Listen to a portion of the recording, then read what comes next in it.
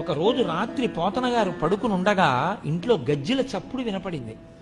ఇదేమిటి అందరూ పడుకుంటే గజ్జెల చప్పుడు వినపడింది అని పోతన గారు దీపం పట్టుకుని వెడితే ఎదురుగుండా నిలబడి ఉంది సరస్వతీదేవి.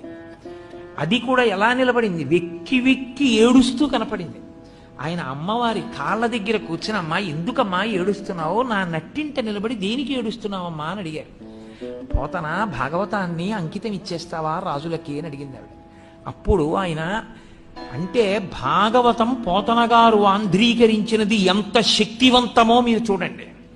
ఇంత గొప్ప స్థితి ఏ భాషకుందండి తెలుగు భాష ముందు.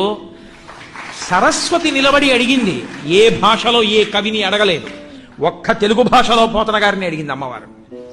చెప్పుకోవడం చేతకాని తన మంది కాబట్టి తెలుగు భాష వైభవం ప్రకాశించదు. ఏం అక్కర్లేదమ్మా, నిన్ను పట్టికెళ్ళి అలా కర్ణాటక కిరాత కీచకులకు అమ్మను, త్రిశుద్ధిగా నమ్ము భారతి, త్రికరణ శుద్ధిగా చెప్తున్నానమ్మా, నేను అమ్మనమ్మా, అమ్మా నిన్ను రామచంద్రమూర్తికి అంకితం ఇస్తానమ్మా ఈ భాగవతాన్ని అని చెప్పుకున్న మహాపురుషుడు పోతన గారు.